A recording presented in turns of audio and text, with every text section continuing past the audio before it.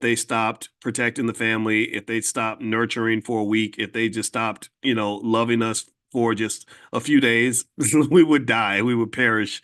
And so happy Mother's Day to everybody. And I mean that from the bottom of my heart. And motherhood means a lot to me just because my mother chose to be a mother in a society that, a lot of times tells women, why would you want to be a mother? The kids are a pain in the butt and they're no fun. And all that's true. Kids are a pain in the butt. I know I was. And my mother chose to give birth to me. She gave birth to me even though she did not have much money. My mother was dead broke and poor. And let me just tell you what, the reason I respect the Black church is because the reason I'm standing here in front of you today is because what my 16-year-old mother did, she was 16 when she got pregnant, 17 when I was born, is she went to church and she was just, the pastor started preaching. She's sitting there crying. Nobody knows why she's crying, but she's crying because she's secretly pregnant. She's pregnant and couldn't tell anybody because y'all know how mean we can be to young mothers sometimes. You call them names and all this other stuff without realizing that they're carrying a gift from God. And so she went up to the altar and she's just praying. She's on her knees, just praying and praying and praying. And even when everybody gets up and walks back to their seat, my mother's still on her knees praying because she's scared. She's got this baby coming. And that was when she said she just gave me to God. She said, God, I'm going to give you this baby because I don't know what to do. I have faith in you and that I'm giving him to you right now. And so my whole life, maybe, who knows, maybe it creates like a heightened sense of importance in terms of my purpose, feeling like my purpose was given to me in a special way. But I really feel like I really feel like I'm on this mission from God. Like I feel like I was given to the world from God through my mother. And so Mother's Day, when I talk about Mother's Day, I'm talking about it from the core of my gut. And I will fight any man to the ends of the earth who feels that Black mothers should be disrespected because that's why we all exist, and I think that that's one of the most sacred things in the universe. And I want to say happy Mother's Day to every mother that gave life to their children, because again, you didn't have to do this. My mother easily could have went to Planned Parenthood and ended the whole nightmare right then. White folks always want to give us these simple solutions to our problems, and no disrespect for anybody that's made a different choice. I'm not here to make it political, but I will say that I do have a little bit of a bias because if she had not had what we talk about here, if she did not have financial consciousness, and what I mean is, but it wasn't really just financial, it was a level of consciousness where you can see beyond the here and now. When we talk about financial consciousness, we're talking about it in terms of investing. But remember, I've told you all that most of the time, investments don't have anything to do with money. Your greatest investments typically have nothing to do with money. Let me know if you get this. Give me a yes if you're following this. Most of your investments are investments of love. Most of they're investments in people.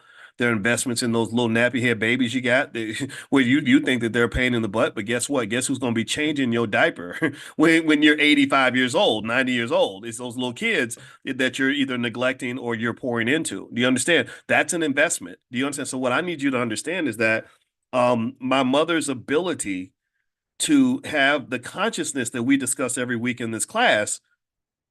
Pay attention. I want y'all to really, really follow this. I'm not just doing this just to talk about my mama or just because it's Mother's Day. I told you that's what financial consciousness is. It drives me these streams of consciousness. Process this. If all my mother was able to see, if she was only conscious of what was going on in her life in 1971, then I would not be here today. My mother maybe she wouldn't have any kids. Maybe, I definitely wouldn't be here. And I've been a massive blessing to my mother. I paid off my mama's house. She wanted to pay the house off. I said, let me write the damn check right now because I owe you. Do you understand? So what I'm saying to you is that it's that consciousness that allowed her to do that. Maybe it's God consciousness. Maybe, again, this is why I think consciousness is very metaphysical. It connects you and wires you into the universe. When you're wired to the universe, you are wired to God. And my mother's God consciousness, and they say that actually, specifically speaking, God lives in the sixth dimension. I won't go into the mathematics of that, but I thought about that because we talked about dimensions a lot when I was teaching math at the University of Kentucky, and I really believe God lives in about the sixth dimension. The sixth dimension is when you see all of everything that does exist, could exist, might have existed, all that. So that God consciousness, that connection to God my mother had, that allowed her to at least understand that, look, the rest of your life is not going to be 1971. You're not going to be a 17, 16-year-old kid for the rest of your life. These difficult times you're experiencing, that is your reality in the here and now. And I want you to really process this. I want you to think about how many people miss opportunities when it comes to wealth or anything, relationships or anything, because they can't see past the moment. Do you understand what I'm saying? Like I really want you to make the connection. I want you to connect the dots here. People that tend to do well financially and otherwise are simply people that can see further down the road. And what these people have is they have a higher level of consciousness. Just like I was explaining to you, if I'm in a car and I'm on the freeway and I'm in bumper to bumper traffic, my vision is very limited. All I can see, I can't see past the cars in front of me. And also I can't see what's off of this road. All I see is the highway and the car in front of me. Like all those thousands of times I drove from Louisville to Lexington, Kentucky to go to college, all I could see was one highway, and that was all I knew. And then one day with my flight instructor, we took a flight to from Louisville to Lexington, the same route I traveled thousands of times.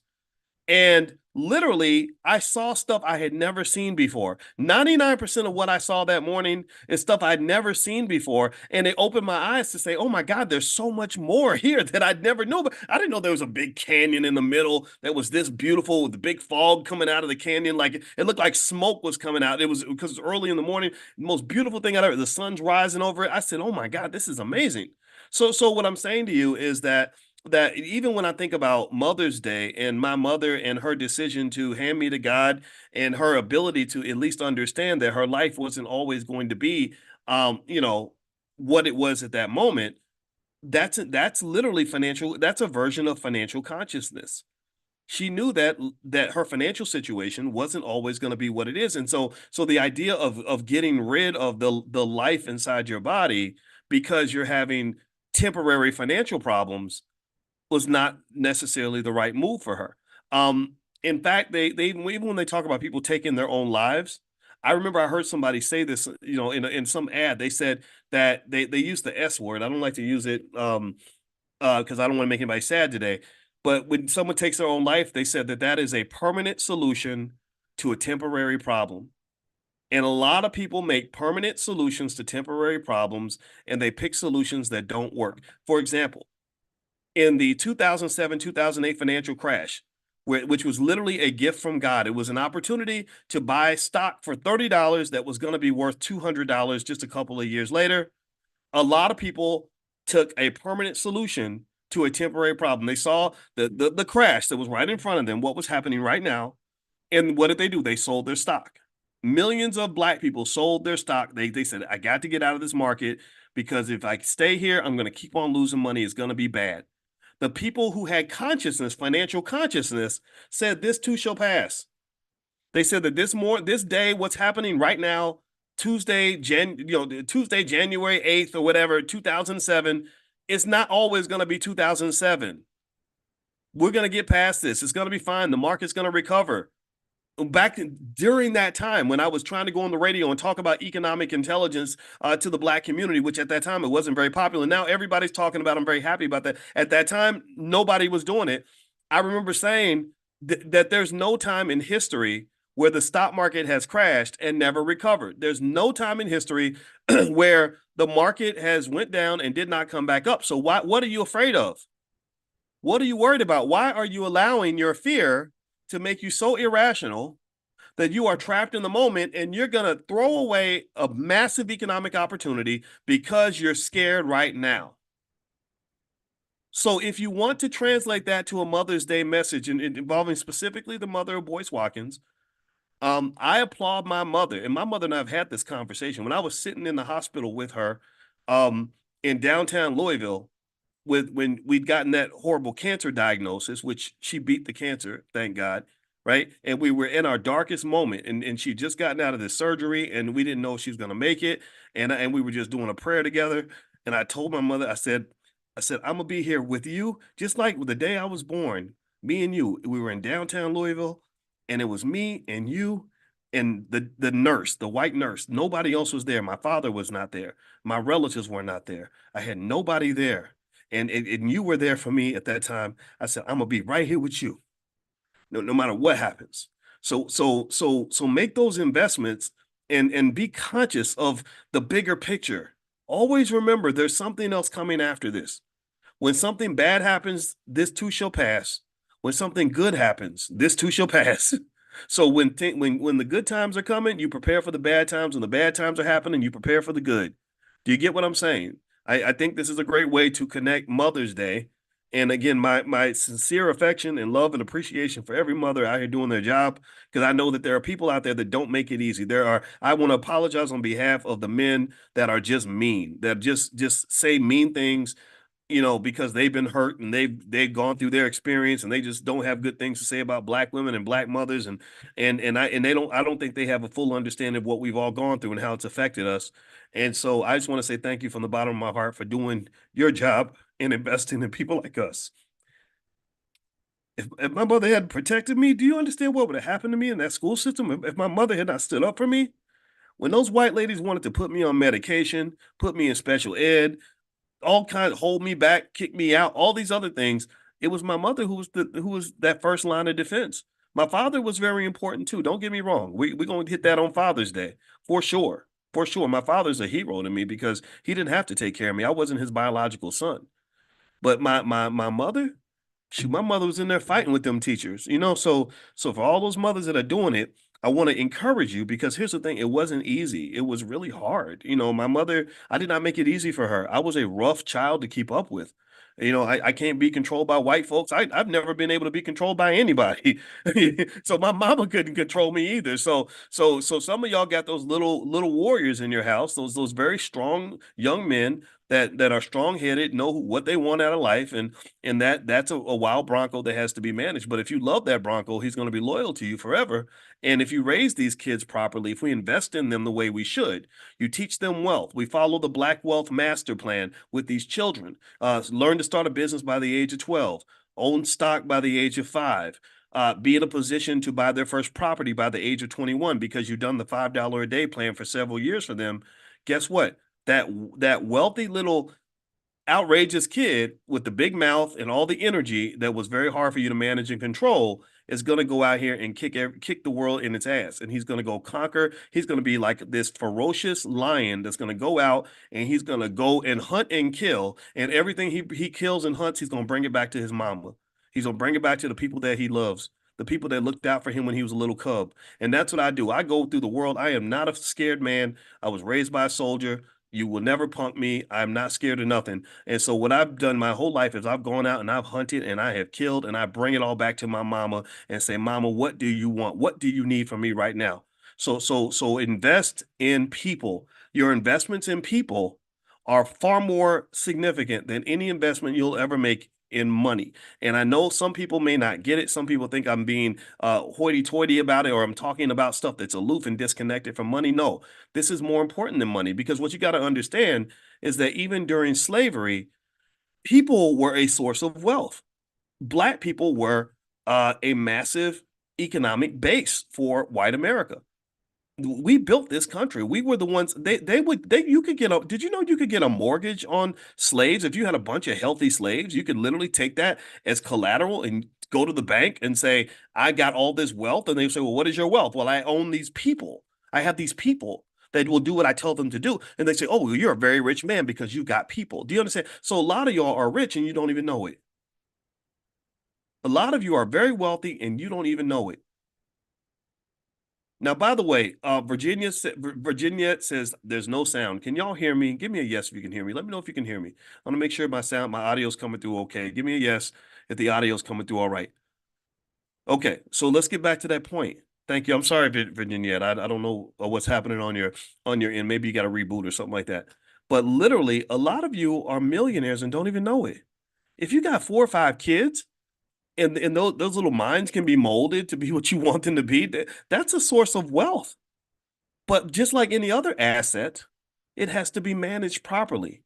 Assets have to be managed. In fact, let me go into another stream of consciousness on this. And I decided today I was going to answer a few of your questions. And also, by the way, I'm going to give you guys a list of stocks that you can buy for under $10.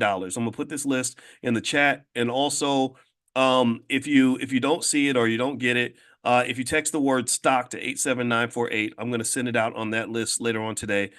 Just some of you have seen this list before. but some of you are new and maybe you've never gotten it. But if you want to get started investing, here's a list of stocks you can buy for under $10 because I know some of us feel a little bit safer buying cheaper, less expensive stocks. So let me put this in here. So let me go into another aspect of my stream of consciousness.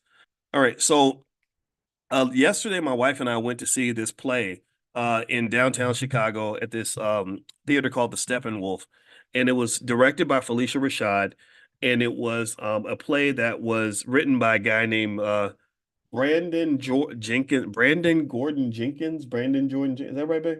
Yeah, so Brandon Jordan Jenkins or something like that. A brilliant young playwright who was a finalist for Pulitzer stuff like that. And I see Antoinette's already saw the play. Yeah, it's called Purpose, and it was really good.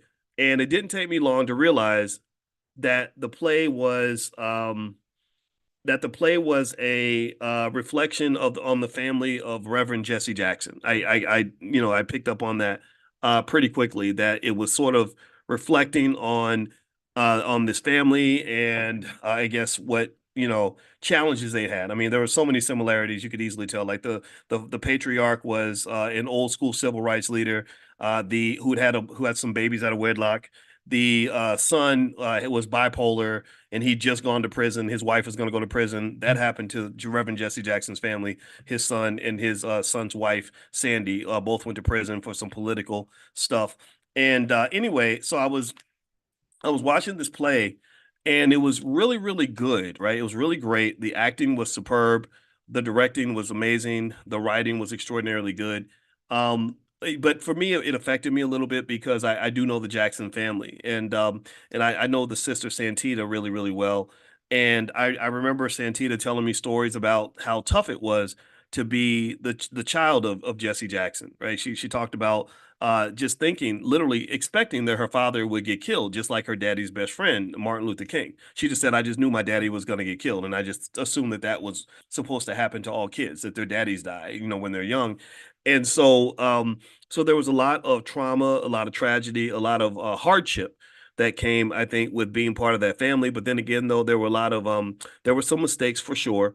And also, I think, though, at the same time, I wasn't sure how I felt about someone sort of writing a speculatory piece about someone else's family in a way that probably didn't make them very happy. I'm sure the family wasn't happy to be portrayed that way because I don't know if we're always able to be balanced in terms of sort of knowing what where we can give a little bit of grace while at the same time being honest but still kind of saying okay, this family sort of went through some things and also playing politics at the highest level is kind of a dirty game. It's kind of a dirty game in the sense that a lot of the things that I believe that the things that Jesse Jackson Jr. went to prison for, I believe that there are a lot of politicians in Chicago that do the same thing. Chicago's a very corrupt place. It's very corrupt.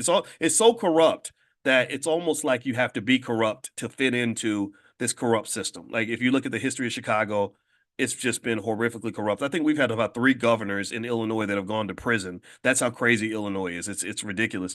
And so anyway, but enough of that, right? I'm not here to speculate on the Jackson family and how they feel about this film or what they did or did not do. I can say for sure, though, I will say this. I like the play. I recommend it. It was well done, and I think it's a story worth seeing. But I don't think that we can assume we're seeing everything from an honest perspective. I'd like to hear the Jacksons family side, and I did hear it a little bit. Again, like I said, I knew some of the Jacksons and stuff like that. But I'm not here to pretend like anybody's perfect. But here's what I wanted to get to. So in the play, and I looked up when I was watching the play, one of the things I always process is whenever I see the name of the play is called Purpose, Purpose. And whenever I watch a movie or a play, I don't really just look at the story or the characters. I want to also study the person who created all this. I want to understand the mind of the individual from which all this came. Because what happens, I find, is that a lot of playwrights and filmmakers and whatever, they speak through their characters, if you know what I mean, right? Like they will express their own issues or their own beliefs or their own political sensitivities through their characters, right? So of course, with Brandon Jacob Jenkins, I think that's his name. I read his background. He grew up in D.C. He had two parents, and his dad was a dentist, and he studied. I think he went to Juilliard and NYU, got his master's there, and I forgot what he did for undergrad. Princeton. He went to Princeton. So of course I'm watching this, right, and the play is very much in tune with a lot of the more traditional, old school family values. The pastors or the patriarch's wife is very loyal and committed to keeping the family together. The family has a lot of fallout because they've got this big shadow of a man as the main patriarch, and the sons are trying to keep up with the big image that their father created. I promise this is getting back to the economics, so just bear with me on this as I tell the story. So the father has this big shadow because he's basically he was Jesse Jackson, but he was something else. He was this famous black pastor in Chicago, who was part of the civil rights movement, whose son was bipolar and went to prison. That kind of narrows it down.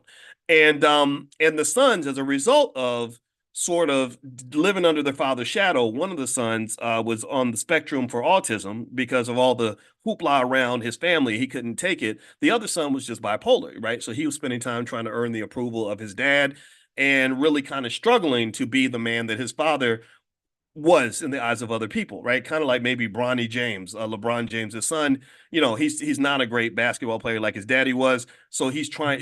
There's the pressure of keeping up with that. Michael Jordan's sons had the same problem, I suspect. So, long story short, so this was kind of the whole story and the whole narrative. But one thing that was interesting was that based on the what I read in the bio about the director, I was like, okay, I'm waiting for the white liberal ideologies to kind of come in as well, right? So I'm like, where's the gay character? Where is the character? Where's the non-traditional stuff that's going to come in that he learned in Princeton? Because a lot of people don't understand this, but universities can be, if you want it to be critical, and I taught at universities for many, many years, they can be considered to be indoctrination factories for various ideas, particularly very leftist ideas, right? And I'm not against those ideas. I think some of those ideas are okay, but what does happen is sometimes they clash with traditional black family values, right? That's the reason why Dr. Claude Anderson, one of the greatest economic thinkers since Marcus Garvey, arguably the greatest since Marcus Garvey, right up there with Garvey, has never been invited to speak at Howard University, even though he lives right down the street. I mean, I just processed that Dr. Claude Anderson, the author of Powernomics, which was considered to be the economic Bible for the black community, in 40, 50 years has never once been invited to speak at Howard University, which is supposed to be an HBCU. Right. So this kind of, to me, exposes, because think about it, and they've had many mediocre white people speak. They paid them tens of thousands of dollars, some of them with fees as much as $100,000. They paid that with no problem. But Dr. Anderson, they wouldn't even bring him in for free.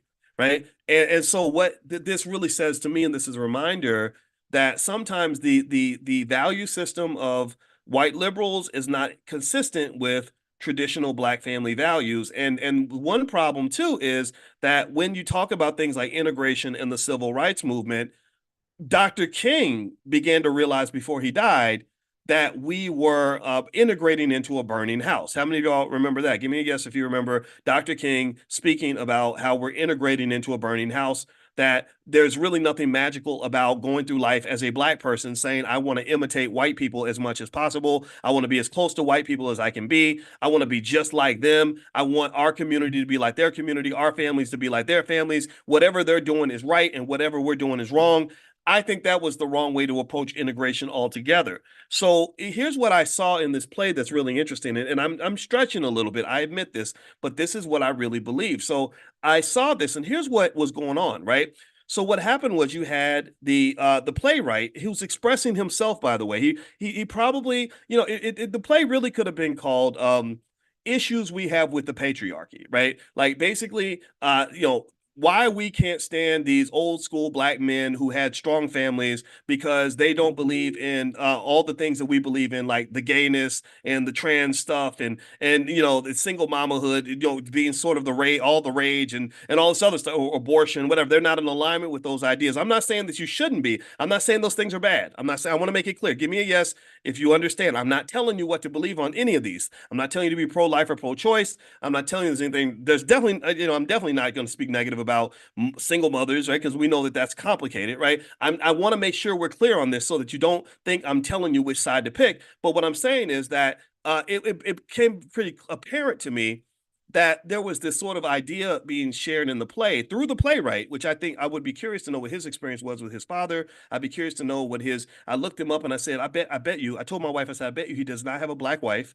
In fact, I wonder if the playwright has a boyfriend or whatever. No disrespect to that, right? But you're in that space. You're in that whole Juilliard playwright performing art space, and you know what it comes with, right? It's kind of a liberal space. Nothing bad about it though. We got a daughter that's all into that, so nothing bad. But they're different from, say, traditional Southern family values, like like my daddy had, right? So here's what I want to get to. Here's the point I want to get to, and this comes down to investing. When it comes to investing in people, I told my wife, I said, here's what's happening in this play. And I think it makes sense based on the situation. So you're Jesse Jackson, and that's basically who they were portraying in this play. And you're from the South, and you have certain beliefs about family, about faith. You get married, you take care of your wife, you stay married, you raise your kids, you whatever you go out and you fight for them and you build a great life. So you've done these things, right? So now you become pretty famous. You're like Hollywood now, right? So now you got a lot of money, a lot of access, and you spent your whole life. Pay attention now. You've been fighting for this thing called integration. You've been fighting for the rights of Black people to live with white people, to go to the same schools as other people, to shop at the same businesses, to mingle with these captains of industry, right? To rub elbows with the CEO of Exxon or whatever. And then your children now, they're going to these private schools. They're living in these fancy white neighborhoods. They can go to Princeton, Yale, and Harvard, right? And what is interesting to me is what then happens though is that you are putting your children, you're trying to defend your legacy, right? Which the father could not defend. The father's biggest challenge was, my children are not continuing the legacy I started. My children are not a shadow of the man that I am. My children don't have the same values. My children are not in alignment with who I am, who my daddy was, and who my granddaddy was.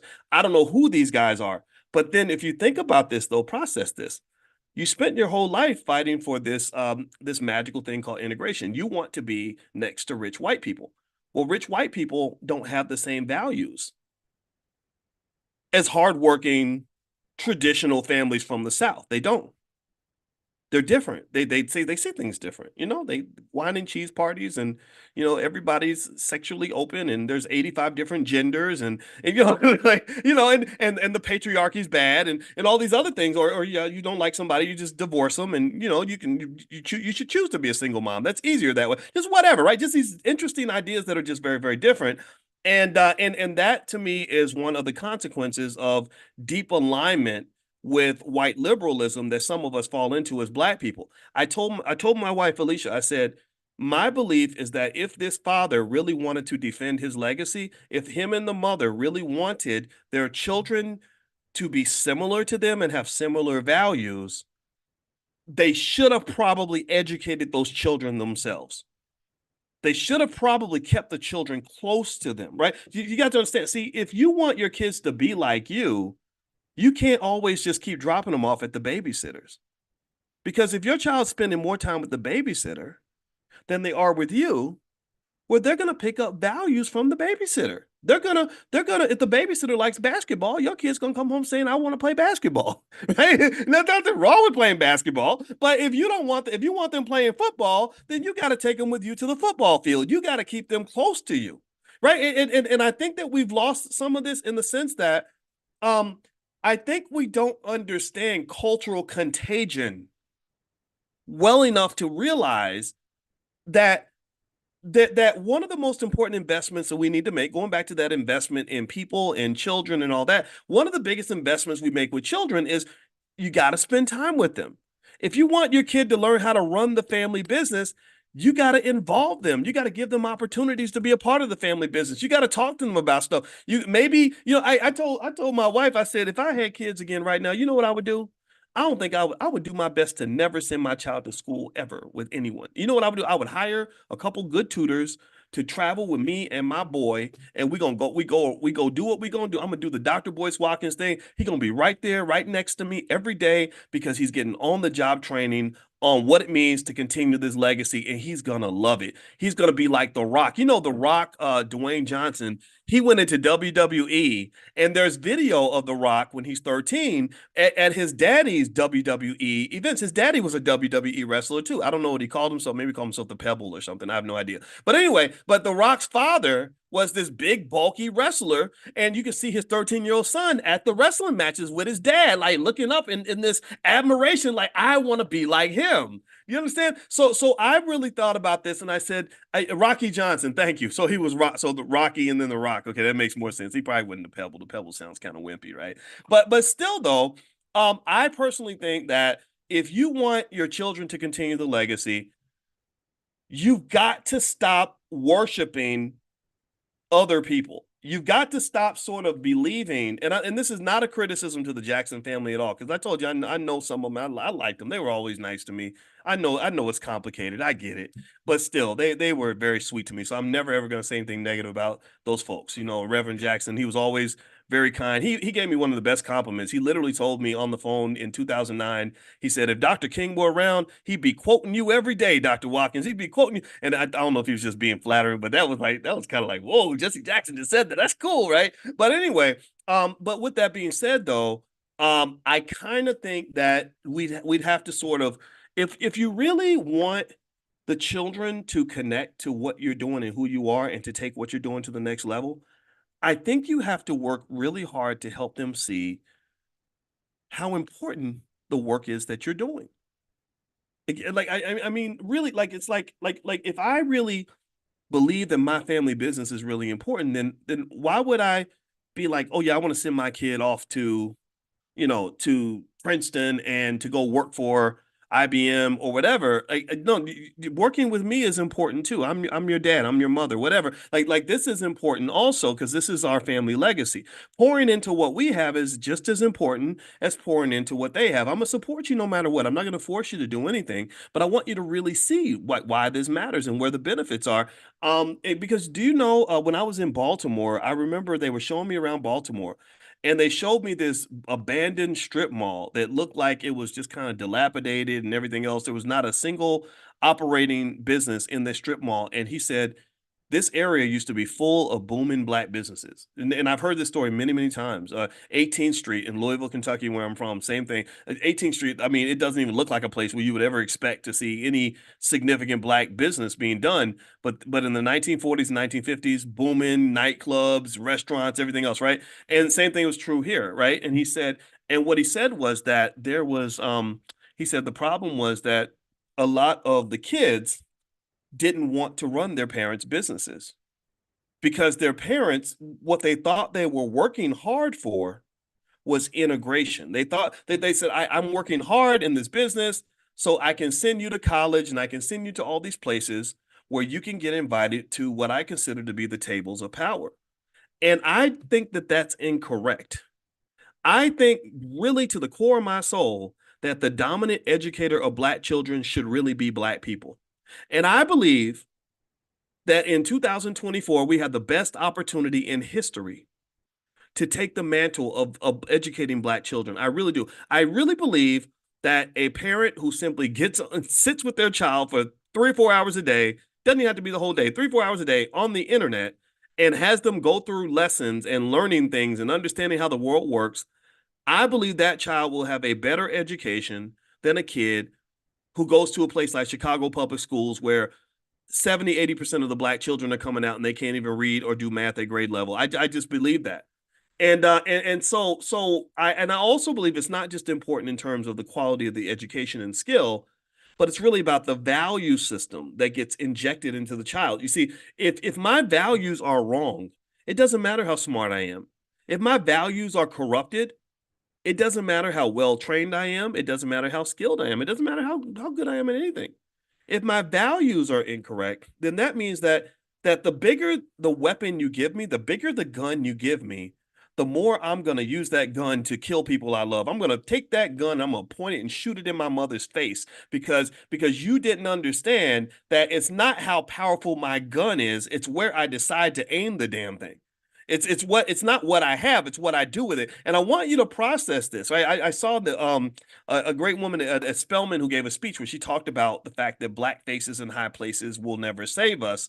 And I want you to really think about how many high-powered black people we have who have risen to the heights of power, sit at the halls of power, tables of power, but literally would never in a million years ever think to use that power to actually do anything for the community from which they came. I know someone who works at a multi-billion-dollar hedge fund or something, and he said we just hired a black woman that's going to head this department, and she's in charge of a budget in the billions. And I said, well, what kind of black person is she? Is she black or is she really black? And he said, oh, she's just black. She's not really black. And I looked up, I Google searched her, looked at her bio, and everything was just about as racially ambiguous as you would ever find. There was nothing that I saw in her history that said, okay, she's really like down for the cause. But then again, you have to think about America, right? Would she, if she was that kind of a black person, right? Would she even be in the position that she's in? The answer is probably no. It's probably no. I mean, really, if you're a happy white guy and you're running this company and you want to hire black people, why in the hell would you hire a Boyce Watkins? I wouldn't hire me if I were white. I wouldn't, because I'm gonna come up in there and I'm gonna redirect the whole ship. I'm gonna be like, we're gonna turn this sucker around. We're gonna do some reparations right now. We got some stuff, we got some important business to handle, and that's not super popular, right? Because we don't necessarily have the numbers to be able to justify a major corporation really inserting that much energy into the black community. I get that. I understand that. But what we have to do is I think that we can learn something from the Jewish community, though. I think we can learn something from the Jewish community because the Jewish community, again, as much as I'm gonna tell you the honest God truth, I'm not a big fan of what's happening in the Middle East. I'm also not a big fan of this. I kind of think it's funny that anytime you criticize anything they do, they always call it anti-Semitism. But I think that's like the ultimate hustle. That shows the power. The power is like, no, we're so powerful financially that we're going to just change laws so that anytime you say something that we don't like, we're just going to label you as anti-Semitic, and that's going to get you in trouble, right? And I think they're going to legislate that at some point because 93 out of 100 senators all get money from AIPAC, which is the lobby for Israel and all that, right? Which is fine. That's another conversation for another day. Not complaining about that. I'd rather focus on us. But what I think we can learn though from this is the following. That particular group of people is only about maybe 2.3% of the population. We're like 13%. They're like 2.3%. And to see a group that's that small accumulate that much independent economic power is absolutely mind-boggling. It is fascinating. It's like, you know what? I don't agree with you. Some of the stuff you do gets on my nerves. I kind of respect that. How did you do that? Seriously, I really think there has to be a moment where you stop getting mad about it and kind of say, man, let's reverse engineer this. Let's understand this. And let me just tell you, I've spent some time thinking about this. I really have. And one of the things I think that's really critical that's happened here is they've done a great job of integrating, but they're integrating from a position of power. See, they always wanted to integrate. They even wanted to assimilate.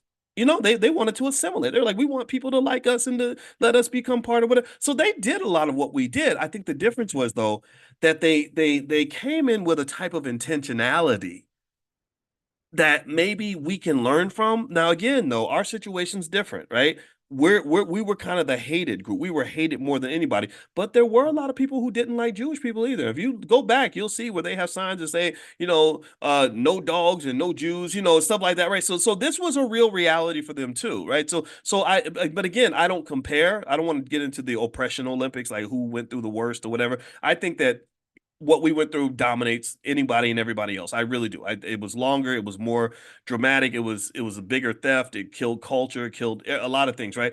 Let's start there. But here's the thing I want you to kind of think about though, is that when we're integrating, like if you think about the Great Black Migration, where we all went from the South up to the North and to California, what were we looking for? What were we looking to do? Why did answer me in the chat?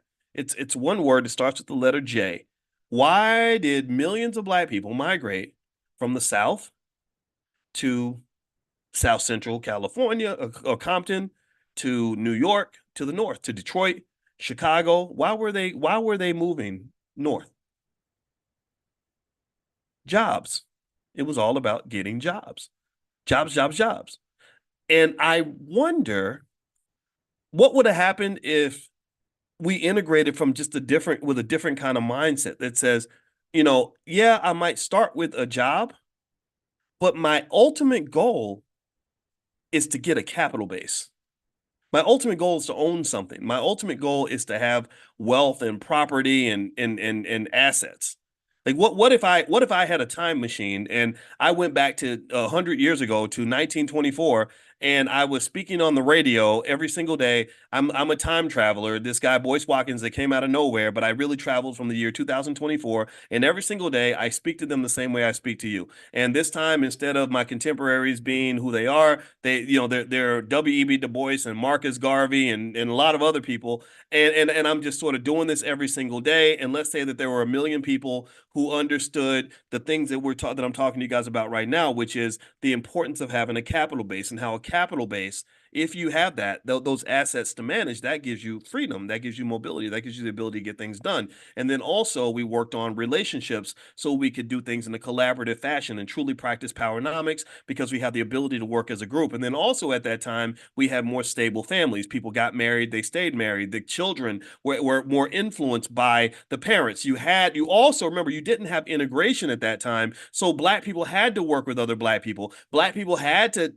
they have these communities where you had the doctor, the lawyer, the dentist, the garbage man, and the maid all living in the same neighborhood. So it created a different kind of community. So you had communities, you had families, you had churches, you had people that really wanted to be on the same page because they kind of had a common adversary, which was the oppression that they were dealing with.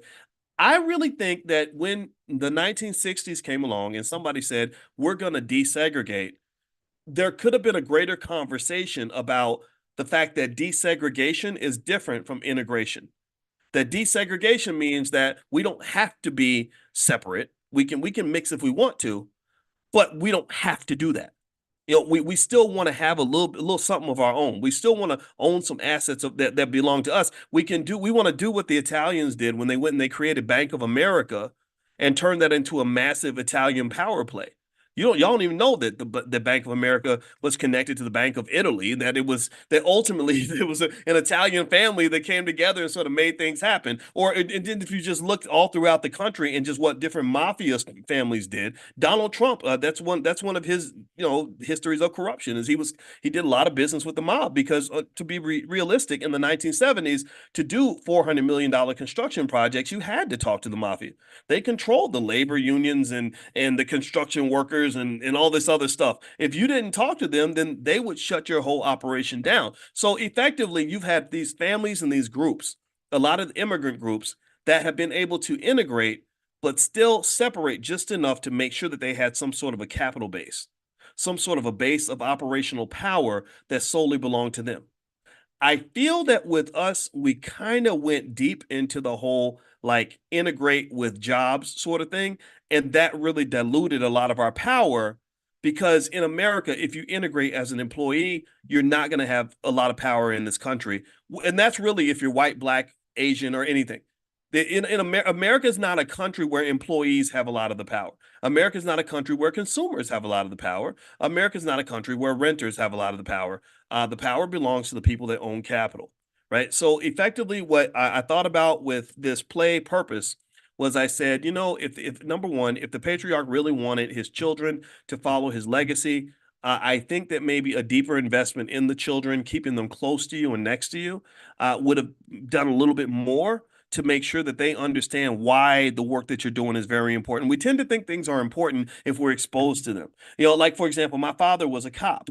And I respect good cops because I saw what my father went through. I saw, it's hard to have your father in a profession where he could die any day. My father's had to kill people to stay alive to protect others, right? So he was a cop, but here's the thing: he kept me away from what he did as a cop. He never took me out in the streets with him. He never took me on a beat. He didn't take me to the office. I didn't even know where his office was located, and that was because he did not want me to do what he was doing. He did not feel that being a police officer was as noble of an outcome for his son as, say, becoming a finance professor or a lawyer or a doctor. So what did I do? Well, I did what Daddy said. I went off to college and became a college boy, and I became somewhat different from my father. I come home and I got a big stack of books on econometrics and mathematics, and he's laughing because I can't fix the sink. I don't know how to. My father built a whole extension to the house. He has all these skills in home building that I never learned because he was so busy pushing me in the direction he wanted me to go. It was almost like I'm nobody. I want you to be better than me. And I think that that's kind of what we believe. We want our kids to be better than us. But then again, it kind of makes me think like, well, what's wrong with you? What's wrong with you? I mean, you're a good person. Most of you are, I assume, right? Because you're here. I like you. You're hardworking.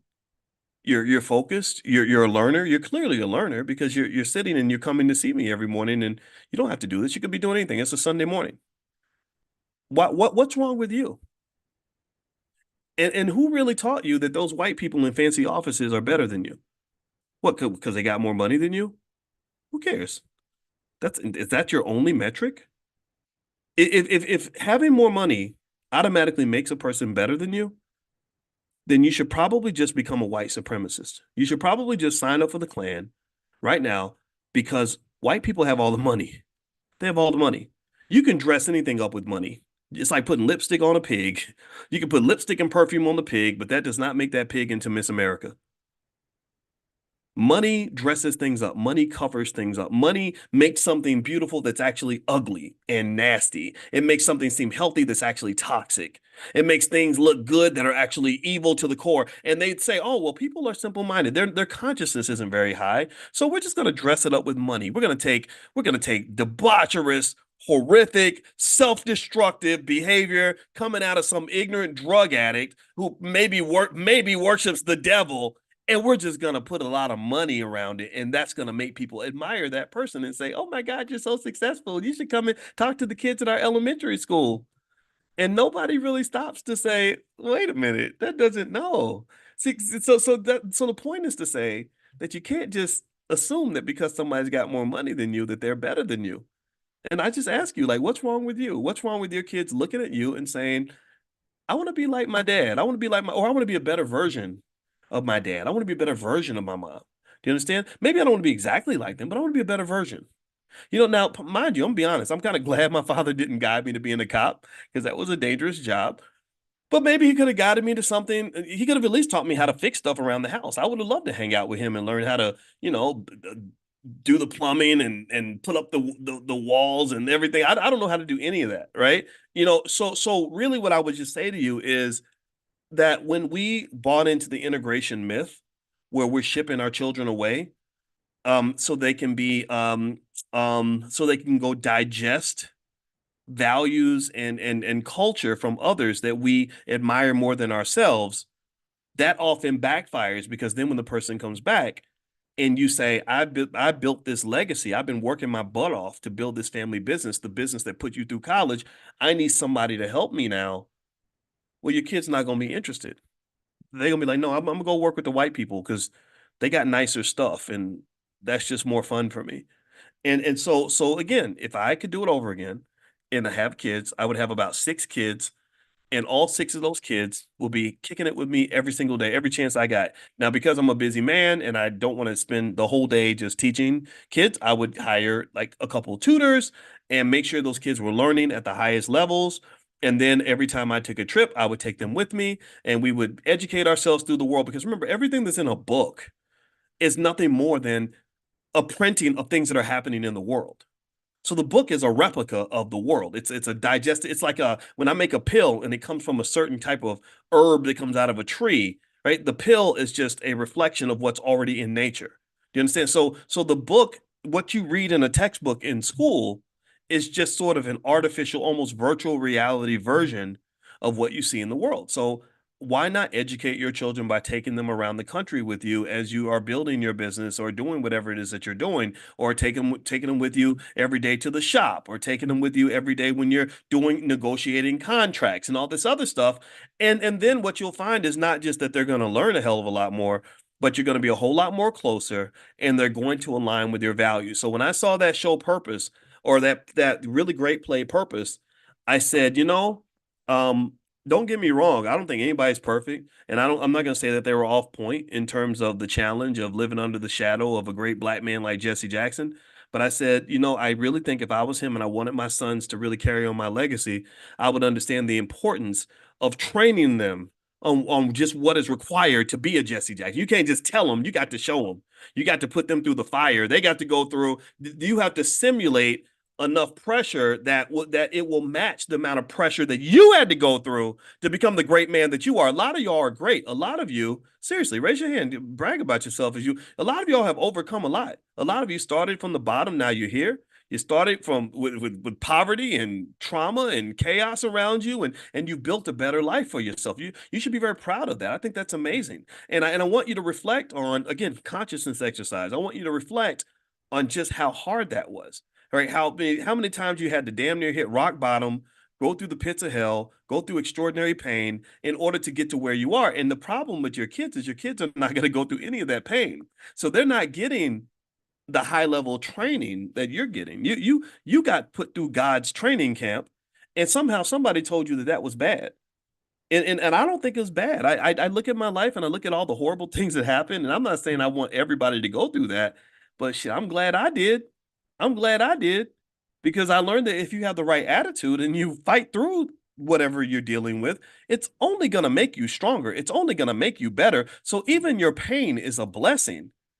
Your pain, your challenges, your struggles are opportunities, opportunities for growth. But we live in a wimpy ass world. I'm sorry, I think we live in a world that's soft.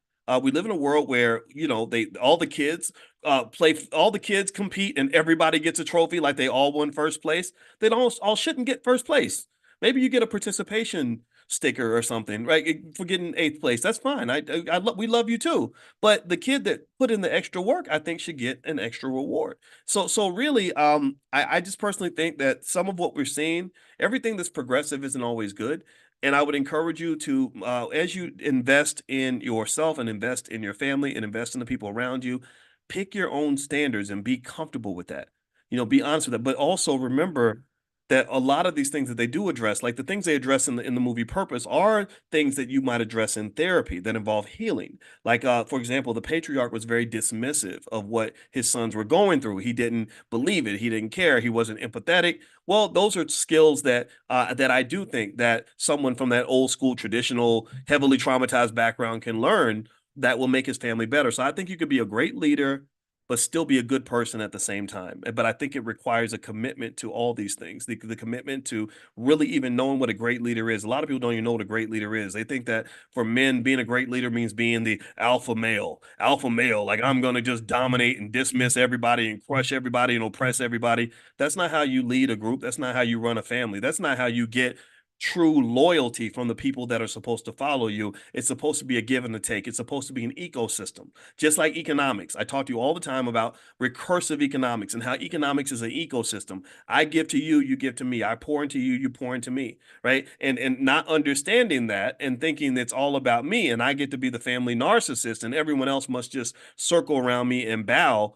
That's not appropriate. That's not going to work. You're going to hurt a lot of people in that process, and they're not going to be loyal to you. They're going to secretly hate your guts because you're not even listening to how they feel. And I think that all these things can be incorporated into the black family. So not every progressive idea is bad. My daughter, my adopted daughter, she's very progressive, and I learned a lot from her. But also, I come in as an old school Southern black man that doesn't tolerate a lot of BS, and she learns from me too. I taught her a lot about manhood. And I'm like, look, sometimes somebody got to pay the bills. Sometimes somebody's got to put their feelings to the side and go make it happen. This is what I think a man needs to show up and do. And this is how I'm going to show up. And she respects that because when she's going through it, she knows she can count on Boyce. She knows I'm not going to ball up in the corner and cry in the fetal position because things got hard. So sometimes you need that. You need all of that, right? And I think that forming your own relationship with all these things is how you're going to be successful. Don't listen to the world, listen to yourself. Because again, the fact that you've been coming in here every day means you're probably smarter than 70, 80% of your friends. So you're going to have to turn to higher sources in order to understand how you want to navigate the world. All right. So anyway, I hope that this conversation was beneficial. I'm going to answer a few questions before we go. And in case you don't know, in case you want me to connect the dots, in terms of what we do in financial consciousness training, as I like to talk about all the things that connect to our economics, that connect to investing. And when I talk about investing, I'm not usually talking about money. I'm talking about any scarce resource that you allocate with the goal of acquiring more in the future. So just spending time in this room is an investment. Right? And I want you to do, and I always have to go back to that because I don't want people to think that I'm just talking about any and everything. No, I'm really talking about investing. No bigger investments you're ever going to make than the investments in your family.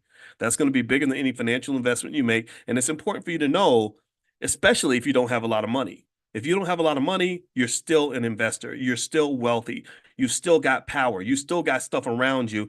All that stuff just has to be recognized and shaped in a way that fits the image that you want to see in the world. Manifest, manifest, manifest.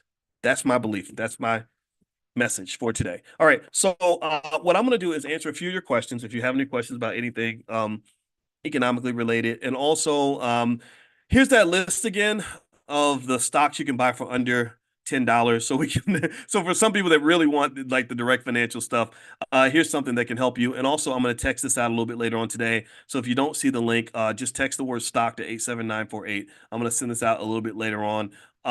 Let's see. Do I think hip hop is good or bad for the black community? I think it's mixed. Hip hop is like the black church. You know, I think churches are good and churches are bad. It depends on which church you're talking about. So I think with rappers, it's like, which rapper are you talking about? The good ones or the bad ones? How do I put my book on Amazon? I would go to Fiverr and just find somebody that can do it. That's what I did with my book. I literally wrote the book and then I found somebody to edit it on Fiverr. And then I found somebody to put it on Amazon on Fiverr. Fiverr is really good. And also Upwork is another great place to get people that you can hire. Make sure you check the reviews though. Let's see. If I was 29 with no kids, married, no ownership of a house, but 20K plus debt, but inherited 150K, what would I do? Okay, I would invest in like an S&P 500 index fund, maybe like the ticker symbol SPY or VOO, Victor Oscar Oscar. If you go to blackwealthmasterplan.com, there's something there, the $5 a day plan. Also, I would look to buy property as soon as I could. If you are paying rent, why not take that rent and put it toward a home? Now you got a little bit of capital to do that. Also, we in our prime class, we actually people with that amount of capital, you literally can make enough income every week where you can pay all your bills and not have to work ever again if you manage the money properly. So if that's of interest to you, just go to drboyceprime.com, drboyceprime.com. Like, so for example, if I had $100,000 or whatever, and I wanted to buy, I don't know, let's say 700 shares of Facebook stock, which might cost about 140,000 plus I could use margin and get another 140. I could, off that 700 shares of Facebook stock, make approximately $7,000 a month in extra income from selling the options, and it wouldn't be a highly risky investment. I could buy puts to protect my position. So ultimately, basically, when you have that kind of inheritance, $150,000, that's enough. If you know how to manage it, that's enough for you to never have to work again. Let's see here. All right, so let's see. Put your question in the Q&A section if you're inside the Zoom. If you're not on the text list, for Money in the Morning, text the word morning to 87948. If you text morning to 87948, I'll send you a reminder periodically when we meet in the morning. We meet every morning at 10 a.m. for financial consciousness training. Let's see. My husband wants to join today. CapitalSyndicate.com. I think it's a scam. What's your opinion on private lending and real estate as a moneymaker? You know what, Veronica? I'm not a fan of investments that don't have liquidity. I like liquid stuff.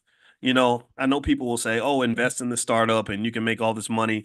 And unfortunately, it ends up feeling like a lottery ticket. I've only done illiquid investments, maybe in black owned businesses, and sometimes it's really just not worked out. And the worst part about it wasn't just when it didn't work out, but it was also the fact that it took years to find out that it wasn't going to work out. Right. So, for example, if I think about money I put into one business, I put about $50,000 into a project that was run by some black folks. and it did not work out, and I had to really work hard to get the money back. And I didn't tell anybody about it because I didn't want to embarrass them or anything. I just said, "Come on, guys, you got to do better than this."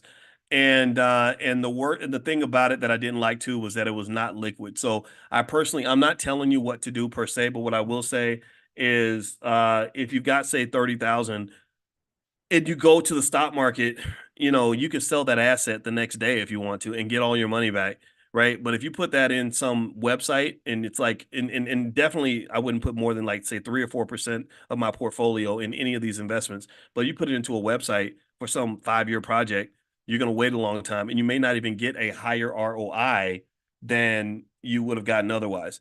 Do we still do crypto training? You know what? If you go to drboycrypto.com, I believe there's something there, or if you email support at theblackbusinessschool.com, that's support at theblackbusinessschool.com, they can guide you to our crypto resources. But we have to get another crypto expert team. So that is not something I'm going to really recommend 100% until we make that next move. But we do have some other things. The Prime program is very, very active. If you go to drboyceprime.com, we sell options and make money that way. Also, we have the Black Stock Market program and things like that. Let's see here. Should you put your children on your credit card? Will this help them build credit in the future? You know what? It depends on the situation. I have to double check that, but I think that it does kind of help them build credit. But I think maybe helping them get their own card might be a good way to go. So I would maybe look into that. Um, as far as like putting them on the card, you mean like getting a card and putting their name on the card? I do believe that that does actually reflect on the credit score. That I cannot say for sure, but I do believe that it does. But you may want to double check that. What kind of entity should you create in order for a family to invest together? I think an LLC could get the job done. Just something that's structured. Okay, let's see here. Is Elon Musk programming AI worth investing in? Eh, I don't know. Elon used to be so easy to invest in, but now he's not going to dominate the EV market because the Chinese are going to do that. They kind of got him scrambling a little bit. And I guess the SpaceX stuff looks pretty good and the AI stuff is interesting. But he's also super political. So I don't know. I really don't know. Okay, so Freddie says it does reflect in the credit score. Okay, so there we go. Happy Mother's Day to Dr. Alicia. Thank you. I will tell her that. Tonila says Prime Class is so amazing and life changing. Yeah, I love it too. Because I mean, I'm in there with you. I mean, when y'all make money, I make money. When y'all lose money, I lose money. But what I focus on is the income aspect. That's literally all I think about with my options portfolio is generating the income because everybody has to pay bills. Antoinette says, "Good morning, Dr. Boyce. Is there a way to hear a replay of yesterday's introduction to stock options for beginners?" Yeah, email support at theblackbusinessschool.com. They can get that for you. Give me a second. It's my wife. Hey, babe.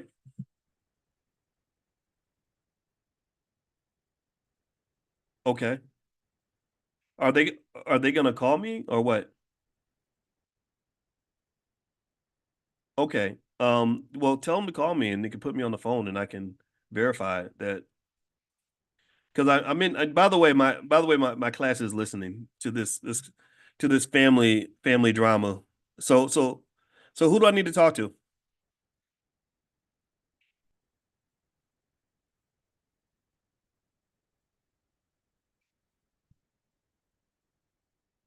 Yeah, they can call. Yeah, 1127. Okay. Yeah, tell them to call the hotel phone. I'll answer. All right. It's okay. Tell him to not throw away his key. All right. I'll talk to you in a little bit. All right, love you. Bye. Okay. Sorry. Thank you for giving me the space to deal with family stuff. They're gonna call me in a minute because our oldest lost his hotel room key and because they don't be keeping up with stuff. And so I gotta like verify his room because we're all on the family trip for Mother's Day weekend. That's not that anybody cares about any of this, but this is what's going on. So thank you for your patience. All right. So let's see. Good morning, Dr. Boyce. Is a way oh, the replay. Oh, the introduction to stock options for beginners. Email support at theblackbusinessschool.com and they can help you get access to that, Antoinette. I was in the airport and unable to attend. Oh, you're part of the Prime program. Yeah, and also in the Prime program, if you log in at drboyceprime.com, that recording will be in there, drboyceprime.com. So that recording of the introduction to selling stock options that we did yesterday is there. I'm going to try to do another one again really soon. Let's see here. Michael says, what are the stocks I need to start buying and how may I need to accumulate before joining the Prime program? In the Prime program, we have a list of what we call Dr. Boyce money makers. These are stocks that I like the most in terms of assets that can generate income, where you can sell options and generate, an amount of money that actually works and feels good. And so if you log in at drboyceprime.com, the moneymaker should be in there. And like one of the stocks I really like is Marathon Platforms right now, but I'm going to redo the grid tomorrow morning when the market's open. And so I don't know if Marathon's going to be on the list tomorrow, but I have liked that company.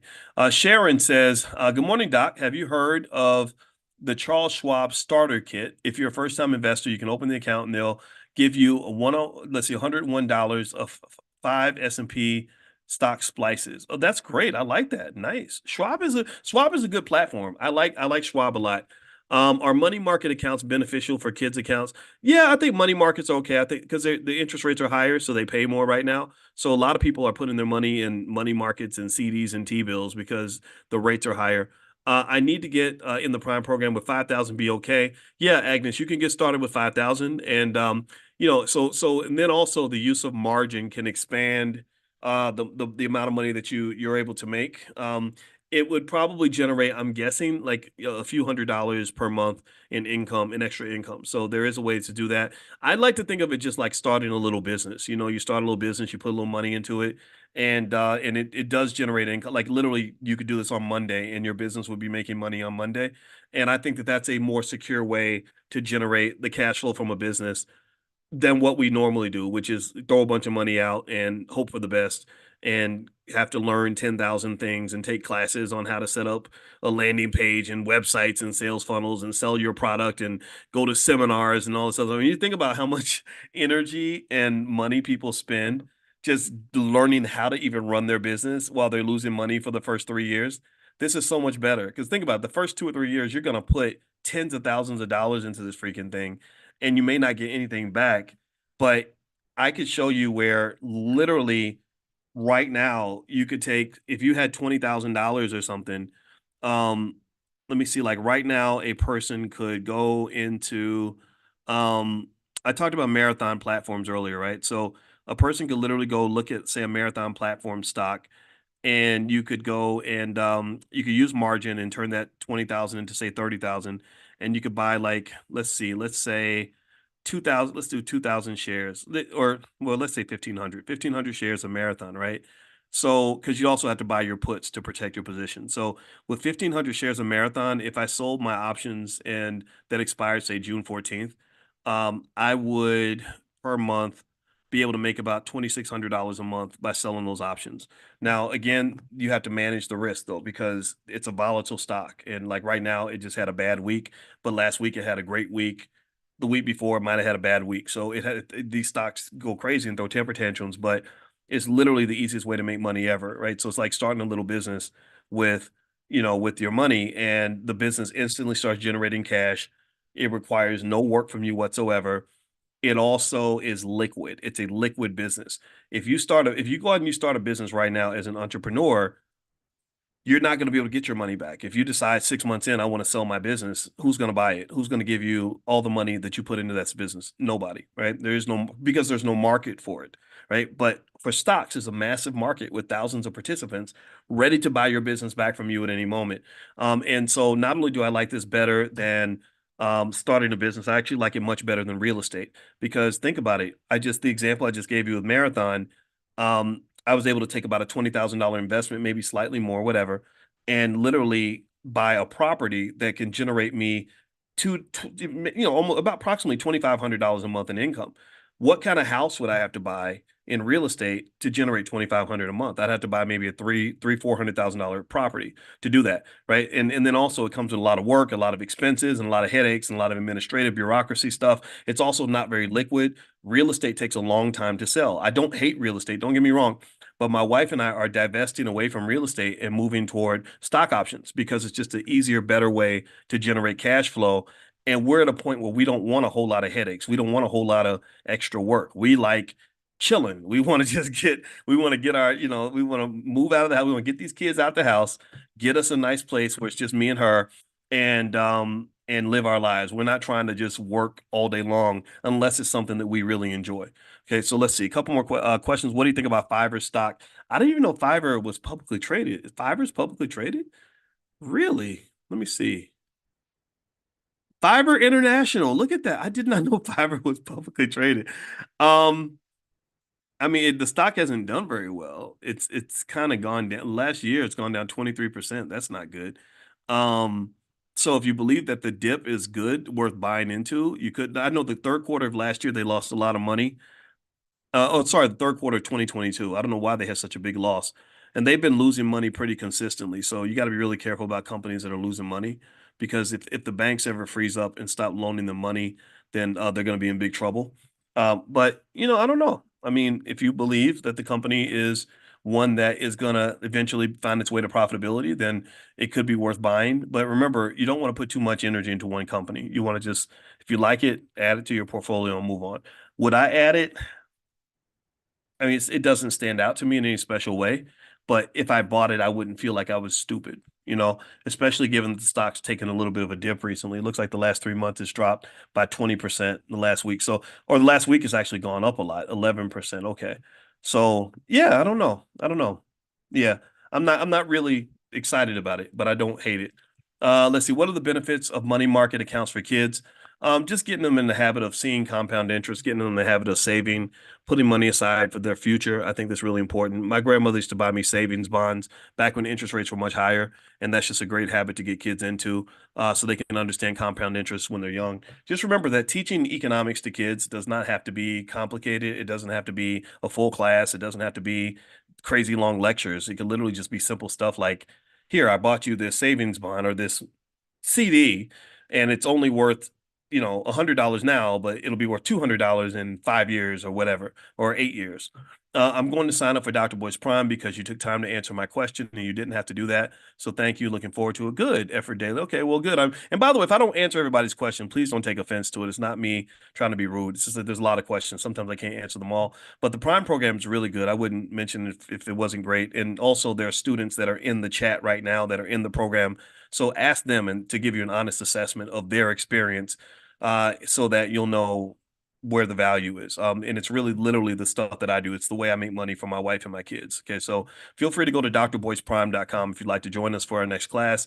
And also remember, in the Black Business School, everything we do has a 30-day 100% money back guarantee. So if you're not happy for any reason, you can email support@theblackbusinessschool.com. They will give you a full refund, no questions asked. They'll always take care of you. Their goal is to make you happy. So don't think that this is something that we're just pushing or anything like that. And also, I like the price point.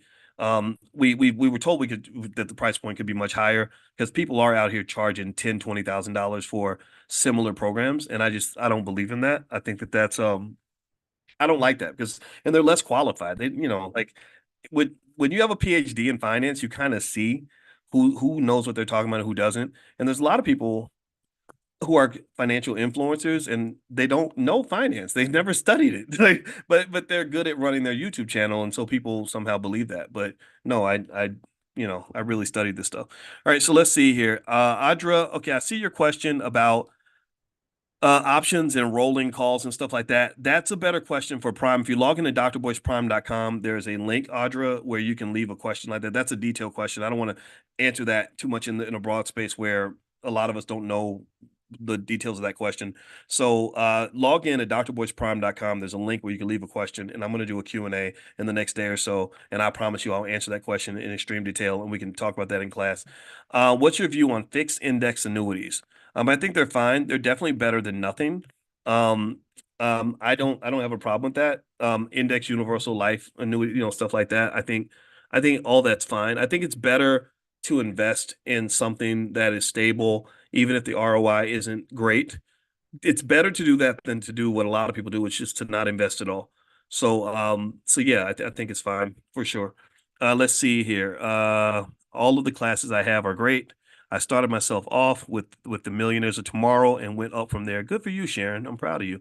Yeah, blackmillionairesoftomorrow.com. That's our HBCU for children, but we have a lot of adults that go through the program because the children literally have a financial literacy level that exceeds the average college educated adult, not the average adult, the average college educated adult. So our kids that go through the Black Millionaires of Tomorrow program, literally are better at finance and economics than most grown-ups are. So if you want to take a look at that, it might be good for your kids this summer because they're going to be home sitting around doing nothing. They might as well learn some economics. So feel free to go to blackmillionairesoftomorrow.com, and we cover real estate and crypto and everything else. They can get certifications in each area, right? So when they get the certifications, they can put them on their wall, almost the same way you did with your bachelor's degree, and that builds a lot of pride and self-esteem and lets them know they accomplished something. So the good way to get them to go through the program I've seen parents do is give their kid like a little bit of money, give them like a financial reward, just like a job. When you every certification you get, I'm going to give you $100 or $50 or whatever you can afford, and that'll motivate the kid, and that's going to actually put them in a position that's going to make a difference for the rest of their life. I wish I'd been exposed to these ideas when I was young. I didn't see some of these concepts until I was like 27 years old. So imagine if I'd seen them when I was seven. So anyway, I just encourage you to feel free to take a look at that. Let's see here. Rhonda says, stay away from IULs, do a properly structured whole life policy where your money's safe. I don't hate index universal life, Rhonda, but I do think that if it's not for you, not everything's for everybody. But I think IULs are better than nothing. But you are right in the sense that one thing about whole life policies that I didn't like was, and IULs too, is that some of them take so long to build up cash value.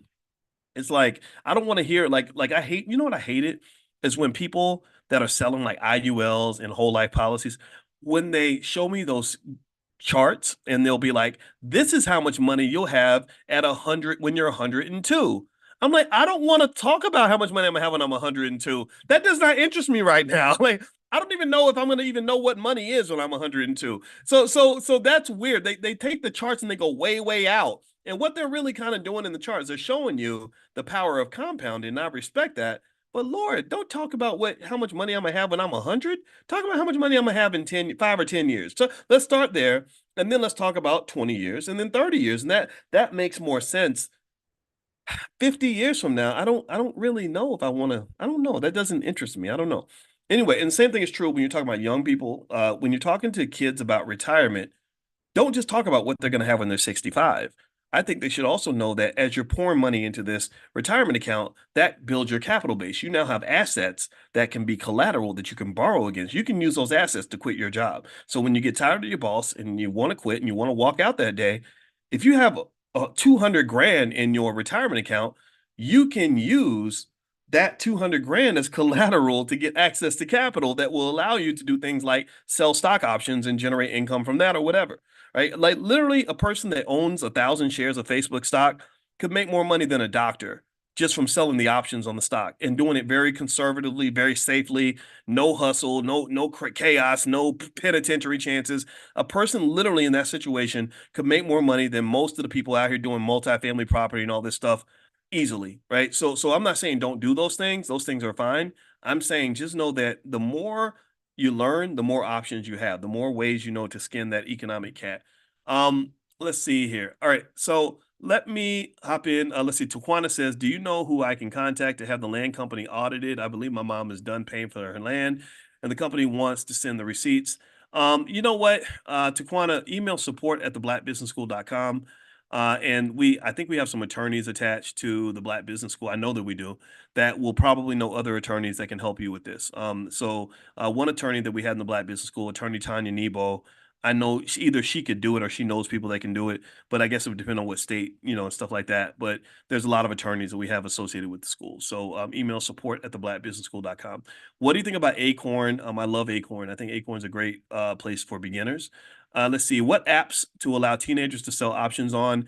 Um, okay, let's see here. I don't know if there are a lot of apps that let teenagers do that. So you may have to have the account in your name. And I kind of believe when you give assets to kids, I kind of think that everything should be in your name until they're ready to receive it. I'm not a big fan of giving money to kids, just letting them have it and do whatever they want because their brain's not even fully developed till they're 25. So they're not going to make typically great decisions when it comes to money. So I think that if it's in your name and you just give them access to your account, I think that might be a better approach than just giving them a whole bunch of money. Because then if they lose it, you'd have to kill them and then you go to prison. And I can't talk to you. We can't do this conversation from jail. So I want you to be free and I don't want you to go to jail for killing nobody. So keep the money in your own name. All right, so let's see. What do you think about the BNGE ETF? Okay, Kamisha. All right. I know that name, Kamisha. I've heard it many times.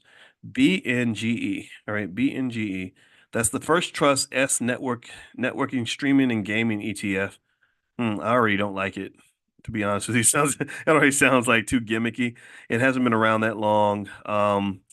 But let me see. Maybe I'm wrong. Maybe I'm wrong. Okay, Tencent Holdings. That's a good company. Spotify, EA. Okay, not bad. Not bad. I mean, it's got a nice little selection of assets here. If you do some dollar cost averaging, maybe it can work. So I stand corrected. It's not so terrible. So yeah, sure. Why not? Let's see here. Kamana, is AMC a good company? No, it's not. What is ROI? ROI is return on investment. It's a ticker symbol for marathon platforms. Mara, asked Lisa. Yes, it is. MARA. How about learn the Rockefeller way? Insurance plus trust. Yes, that's how the Rockefellers stay rich. They have the Rockefeller Family Trust. I got to double check on that just to know more details, but I did go through the life of John Rockefeller, and he started off poor. He went through trauma. His father abandoned the family, and by him going through that, he used that trauma to make himself into a great man because he wanted to come through for his mama. So that's another great Mother's Day story to know that, like, when you love, like, a mother's love is the most powerful, most important thing in the universe, in my opinion. And a mother's love is not just a miracle from God, but it's something that can really just raise us to the highest heights. If we don't have a mother's love, think about what happens to kids when they don't have a mother's love, when they grow up and they have nobody to hug them and nurture them or whatever. Well, they grow up and they become like serial killers or they drug addicts, stuff like that, right? So mother's love is not only necessary, but it's very, very powerful. And John D. Rockefeller was a person who had his mother's love, despite whatever was going on with his daddy. And that pushed him. His love for his mother and his desire to protect his mother drove him to become obsessed at an early age with economics. He was like our Black Millionaires of Tomorrow children, where he literally was learning how money works, how business works at an early age. In fact, Rockefeller was his game was so tight. This guy literally had that saying. I've said this in class where he said, if you spend all your time at work, how do you have time to make any money? That was literally what he said, that because he's like, oh, this is like, so what that means to me, what that said to me is that his economic consciousness was on 10. Right? And some of you have little Rockefellers in your family. So love them, guide them, teach them the right things, give them that opportunity to be great. Put them in a position where they can be exposed to ideas that are going to level them up. Expose them to me. Bring them to class if you want to. Bring them in with you. And I guarantee you, if they listen to me for a while and they're paying attention, they're going to be light years ahead of all the other kids, right? So let's get the little kids ready. I think our kids, when they are positioned properly and get the right opportunity, they can do anything. All right, so two more questions, and we're going to go. What do you think about Peloton? Oh, Peloton has so many problems. I wouldn't. I'm not personally interested in Peloton. I just not. No, thank you. Kamisha Kawana. I'm sorry. Kawana says, when will the Prime Q&A from yesterday be posted online? It should be up in the next 24 to 48 hours. Chanel's usually right on it. If you cannot find it or have any challenges finding anything in the Prime program, just email support@theblackbusinessschool.com. Or if you're interested in our kids programs or whatever, anything we can do to help you, email support@theblackbusinessschool.com. They can take care of you. Also, if you're interested in taking a look at the Prime program, you can go to drboyceprime.com. That's drboyceprime.com. Last but not least, make sure you're on the text list. Text the word morning to 87948. If you're not on the list, text morning to 87948, or you can go to drboyceelevate.com. If you live in another country, you can go to drboyceelevate.com, and that will give you access to money in the morning. So have a good day, everybody. God bless you. I hope this conversation was beneficial to you, and happy Mother's Day again to all the mothers out here. We wouldn't be who we are without you. So God bless you. I'll see you all soon. Have a great day. Bye bye.